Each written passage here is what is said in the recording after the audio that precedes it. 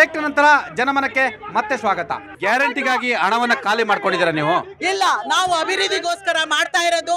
ಕೇಂದ್ರ ಸರ್ಕಾರ ನಾವು ರಾಜ್ಯ ಸರ್ಕಾರದಲ್ಲಿ ಏನು ತೆರಿಗೆ ಹಣ ವಸೂಲು ಮಾಡಿದ್ವು ಅದನ್ನ ಎಲ್ಲ ಜನರಿಗೂ, ಸಾರ್ವಜನಿಕರಿಗೆ, ಬಡಬಗರಿಗೆ ನಾವು ದಾನ ಮಾಡ್ತಾ ಇದ್ದೀವಿ. ಹಾಗೆ ಕೇಂದ್ರ ಸರ್ಕಾರಕ್ಕೆ ಕೊಟ್ಟಂತ ಹಣನ ಕೇಂದ್ರ ಸರ್ಕಾರದಿಂದ ಕೊಟ್ಟಂತ ನಾವು ತೆರಿಗೆ ಹಣನ ನಾವು ವಾಪಸ್ ಕೇಳ್ತಾ ಇದೀವಿ. ನಮ್ಮ ತೆರಿಗೆ ನಮ್ಮ ಹಕ್ಕು. ನೀವೆಲ್ಲ ಎಲ್ಲ ಅಣ್ಣ ತಮ್ಮಂದಿರ, ಅಕ್ಕ ತಂಗಿರ ಬನ್ನಿ ನಮ್ಮ ಜೊತೆ ಕೈ ಜೋಡಿಸಿ. ನೀವು ಇಲ್ಲಿಂದ ನಮ್ಮ ಕರ್ನಾಟಕದಿಂದ ಕೊಡ್ತಾ ಇರೋಂಥ ಎರಡನೇ ನಮ್ಮ ಕರ್ನಾಟಕ ರಾಜ್ಯಕ್ಕೆ ನಮ್ಗೆ ತೆರಿಗೆ ಹಣ ಜಾಸ್ತಿ ವಸೂಲಾಗ್ತಾ ಇದೆ. ನಾವು ಕೊಡೋ ಹಣವನ್ನ ಕೊಟ್ಟಿದ್ದೀವಿ, ನಿಮಗೆ ಗ್ಯಾರಂಟಿಗೆ ಹಣ ಖಾಲಿ ಆಗಿದೆ, ಹಾಗಾಗಿ ಕೇಂದ್ರ ಸರ್ಕಾರನ ಭಿಕ್ಷೆ ಬೇಡ್ತೀರ ಅನ್ನೋ ಮಾತನ್ನ ಹೇಳ್ತಾರೆ. ಖಂಡಿತ ಇಲ್ಲ ಸರ್, ಆತರ ಯಾವ್ದು ಆಗ್ಲಿಲ್ಲ. ಇವ್ರು ಯಾಕೆ ಮೊದಲೇ ಹೇಳಿಲ್ಲ ನಮ್ಗೆ ಬೇಡ ಗ್ಯಾರಂಟಿ ದುಡ್ಡು ಬೇಡ ನಮ್ಗೆ ಅಂತ ಹೇಳ್ಬೇಕಿತ್ತು.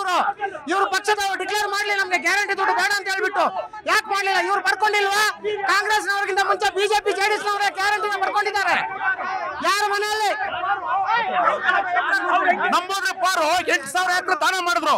ಸಿದ್ದರಾಮಯ್ಯ ಮನೆ ದುಡ್ಡು ಅಂದ್ರೆ ದಾನ ಮಾಡಕ್ಕೆ ಇಲ್ಲ, ಬದುಕಲ್ಲಿ ಕಟ್ಕೊಡ್ಬೇಕು, ಬಡವನಿಗೆ ಬದುಕು ಕಟ್ಕೊಡ್ಬೇಕು. ದಾನ ಅಲ್ರಿ ಮಾಡೋದು. ನೀವು ಬರಗಾಲದ ರಿಪೋರ್ಟ್ ಕೊಡುವಾಗ ಸರಿಯಾಗಿ ಕೊಡ್ಲಿಲ್ಲ.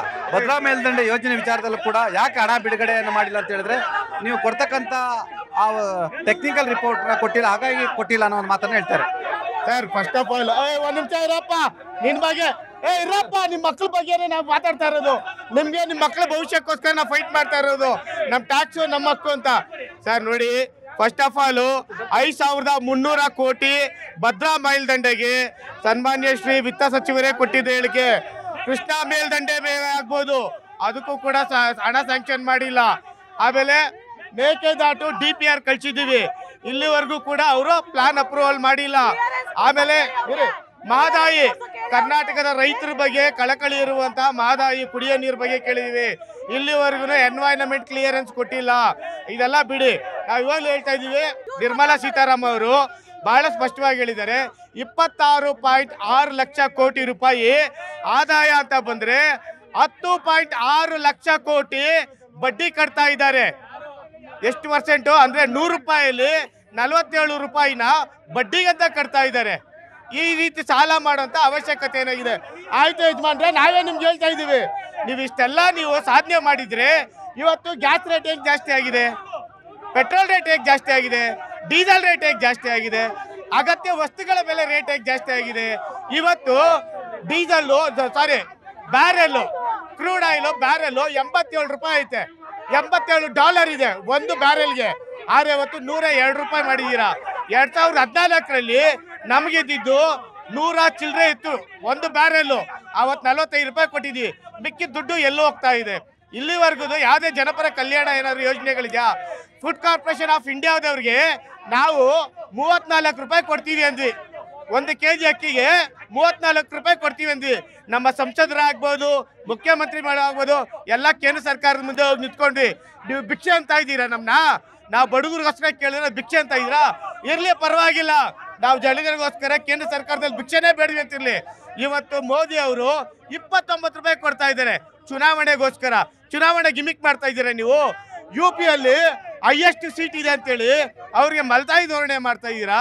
ಕರ್ನಾಟಕದವರು, ಮಹಾರಾಷ್ಟ್ರ, ಇವ್ರಿಗೆ ಇಷ್ಟೊಂದು ರೈತರ ಬಗ್ಗೆ ಕಾಳಜಿ ಇದ್ದಿದ್ರೆ ಹೋದ ವರ್ಷ ಹೈಯೆಸ್ಟ್ ಸೂಸೈಡ್ ಮಾಡ್ಕೊಂಡು ಸ್ಟೇಟ್ ಯಾವ್ದು ಗೊತ್ತಾ sir? Maharashtra first place, second place ಅಲ್ಲಿ ಕರ್ನಾಟಕ. 13,000 ಜನ ಒಂದು ವರ್ಷಕ್ಕೆ ವಿದ್ಯಾರ್ಥಿಗಳು ಸಾಯ್ತಾ ಇದ್ದಾರೆ. 10,000 ಸ್ಟಾರ್ಟ್ಅಪ್ ಕಂಪ್ನಿಗಳು ಕ್ಲೋಸ್ ಆಗ್ತಾ ಇದೆ. 2.4 ಲಕ್ಷ ಬುದ್ಧಿಜೀವಿಗಳು ಹೊರಗಡೆ ಹೋಗ್ತಾ ಇದ್ದಾರೆ ಸರ್. ಅವರೆಲ್ಲ ಅಸೆಟ್ಟು, ದೇಶದ ಸ್ವತ್ತು, ಅಂತವ್ರನ್ನೆಲ್ಲ ಹೊರಗೆ ಹೋಗೋ ತರ ಮಾಡ್ತಾ ಇದ್ದೀರಾ ಸರ್. 2014 ಮಹಾರಾಷ್ಟ್ರ ಬಿಟ್ರೆ ಕರ್ನಾಟಕವೇ ಅತಿ ಹೆಚ್ಚು ಟ್ಯಾಕ್ಸ್ ಅನ್ನ ಕಟ್ಟುವಂಥದ್ದು. 4,30,000 ಕೋಟಿ ರೂಪಾಯಿಷ್ಟನ್ನ ಟ್ಯಾಕ್ಸ್ ಅನ್ನು ಕಟ್ಟಿರುವಂತಕ್ಕಂಥದ್ದು. ನಮ್ಮ ಹಣವನ್ನ, ನಮ್ಮ ತೆರಿಗೆ ಹಣವನ್ನ ನಮಗೆ ಕೊಡಿ ಅಂತೇಳಿ ಕರ್ನಾಟಕ ಸರ್ಕಾರ ಇದೀಗ ಬೀದಿಗಿಳಿದು ಹೋರಾಟವನ್ನು ಮಾಡ್ತಿರುವಂಥದ್ದು. ಮತ್ತೊಂದು ಕಡೆ ಎಲ್ಲೊಂದು ಕಡೆ ತೆರಿಗೆಯಲ್ಲಿ ತಾರತಮ್ಯ ಮಾಡ್ತಿದೆ. ಇಲ್ಲಿ ಕಾಂಗ್ರೆಸ್ ಸರ್ಕಾರ ಇರೋ ಕಾರಣಕ್ಕಾಗಿ ಭಾರತೀಯ ಜನತಾ ಪಕ್ಷ ಮಲತಾಯಿ ಧೋರಣೆ ಮಾಡ್ತಿದೆ ಅಂತ ಗಂಭೀರ ಆರೋಪವನ್ನು ಮಾಡ್ತಿರುವಂಥದ್ದು. ಈ ಎಲ್ಲದರ ನಡುವೆ ಪ್ರಧಾನಿ ನರೇಂದ್ರ ಮೋದಿ ಅವರು ದೇಶ ಅಂತ ಹೇಳಿದ್ರೆ ಒಂದು ಶರೀರ ಇದ್ದಂತೆ, ಹಾಗಾಗಿ ಒಕ್ಕೂಟ ವ್ಯವಸ್ಥೆಯನ್ನ ಪ್ರಶ್ನೆಯನ್ನ ಮಾಡಬೇಡಿ, ದೇಶವನ್ನ ಹೊಡಿಬೇಡಿ ಅಂತೇಳಿ ಕಾಂಗ್ರೆಸ್ಗೆ ತಿರುಗೇಟನ್ನ ಕೊಡ್ತಿರುವಂಥದ್ದು. ಇಂಥ ಸಂದರ್ಭದಲ್ಲಿ ಆಮ್ ಆದ್ಮಿ ಪಕ್ಷದ ನಿಲುವೇನಂತೇಳಿ ಕೇಳೋಣ ಬನ್ನಿ. ಅವ್ರು ಹೇಳ್ತಿದ್ದಾರೆ, ನಾವು ಕೊಡುವ ತೆರಿಗೆ ಹಣವನ್ನು ಕೊಡ್ತಾ ಇದೀವಿ, ಎಕ್ಸ್ಪ್ರೆಸ್ ವೇ ಇರುವಂಥದ್ದು, ಮತ್ತೊಂದು ಬೇರೆ ಬೇರೆ ಇರುವಂಥದ್ದು ಅಂತ ಒಂದು ಮಾತನ್ನು ಹೇಳ್ತಾರೆ. ಆದ್ರೆ ಇಲ್ಲಿ ಗ್ಯಾರಂಟಿ ಹೆಸರಿನಲ್ಲಿ ಹಣ ಖಾಲಿಯಾಗಿದೆ, ಹಾಗಾಗಿ ದುಡ್ಡು ಕೇಳ್ತಾರೆ ಅನ್ನೋ ಮಾತನ್ನ ಹೇಳ್ತಾರೆ. ಅಲ್ಲ, ನಾವು ಇಡೀ ದೇಶಕ್ಕೆ ಕೇಳಕ್ ಇಷ್ಟಪಡ್ತೀವಿ. ಗ್ಯಾರಂಟಿಗಳ ಪಿತಾಮಹ ಅರವಿಂದ್ ಕೇಜ್ರಿವಾಲ್.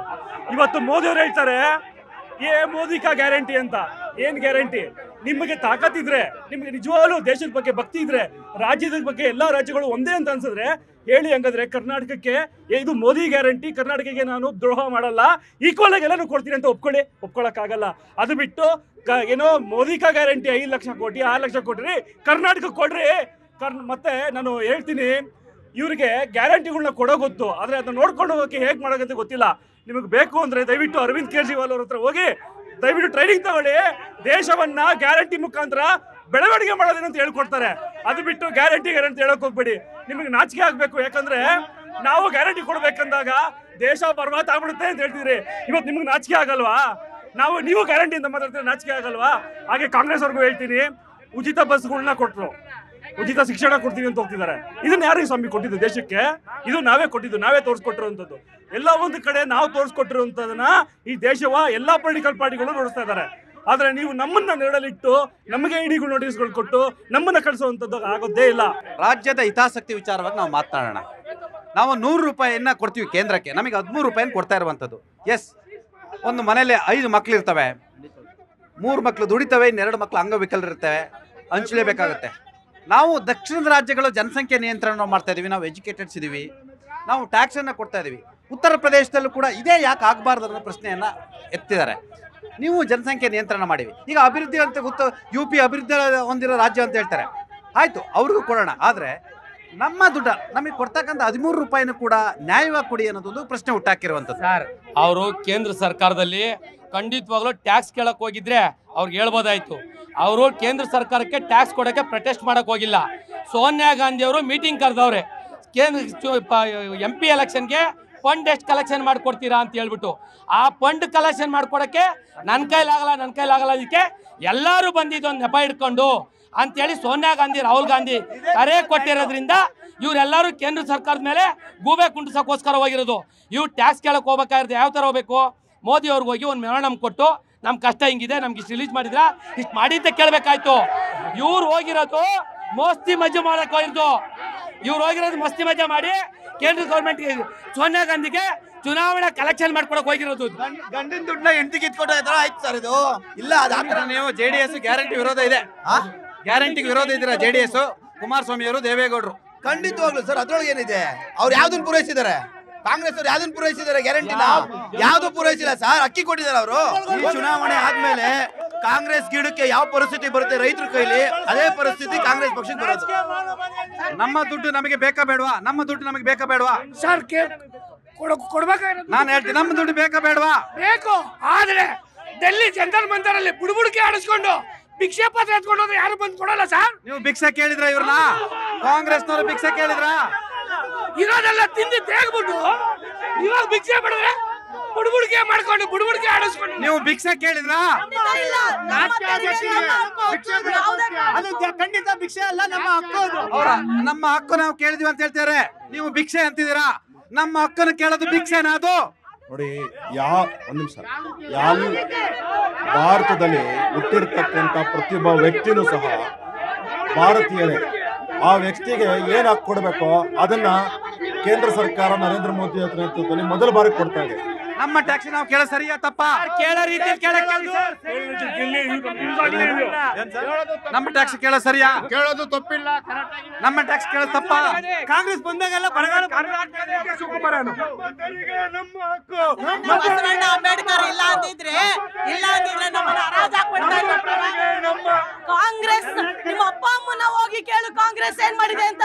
ಉಳುವವನ ಭೂಮಿ ಒಡೆ ಕೊಟ್ಟಿದ್ದು ಕಾಂಗ್ರೆಸ್, ಕೃಷಿ ಭಾಗ್ಯ ಕೊಟ್ಟಿದ್ದು ನಮ್ಮ ಹಕ್ಕು, ನಮ್ಮ ತೆರಿಗೆ ನಮ್ಮ ಹಕ್ಕು ಸರ್. ನಮ್ಮ ತೆರಿಗೆ ಕಾಂಗ್ರೆಸ್ ಅವ್ರ ಹಕ್ಕು, ನಮ್ಮ ತೆರಿಗೆ ನಮ್ಮ ಹಕ್ಕು, ನಮ್ಮ ತೆರಿಗೆ ಆಯ್ತು ಹಕ್ಕು, ನಮ್ಮ ತೆರಿಗೆ ನಮ್ಮ ಹಕ್ಕು. ಕನ್ನಡಿಗರ ಹಕ್ಕು ಸರ್, ಎಲ್ಲಾರ್ದು ಹಕ್ಕಿದೆ. ನಮ್ಮ ಹಕ್ಕು, ನಮ್ಮ ಹಕ್ಕು, ನಮ್ಮ ಹಕ್ಕು. ನಮ್ಮ ತೆರಿಗೆ ಲೂಟಿ ಆಗಬಾರ್ದು. ನಮ್ಮ ಹಕ್ಕು, ನಮ್ಮ ತೆರಿಗೆ ನಮ್ಮ ಹಕ್ಕು. ರಾಜ್ಯ ಸರ್ಕಾರ ನಮ್ಮ ತೆರಿಗೆ ನಮಗೆ ಕೊಡಿ ಅಂತ ಕೇಳೋದು ಸರಿಯಾ? ಕೇಂದ್ರ ಸರ್ಕಾರ ಮಲತಾಯಿ ಧೋರಣೆಯನ್ನು ಮಾಡ್ತಾ ಈ ಎಲ್ಲದರ ಬಗ್ಗೆ 4 ರಾಜಕೀಯ ಪಕ್ಷಗಳು ತಮ್ಮ ತಮ್ಮ ಅಭಿಪ್ರಾಯವನ್ನು ಮಂಡಿಸಿದ್ದು. ಇದು ಈ ವಾರದ ಜನಮನ. ನ್ಯೂಸ್ 18 ಕನ್ನಡವನ್ನು ನೋಡ್ತಾ ಇರಿ.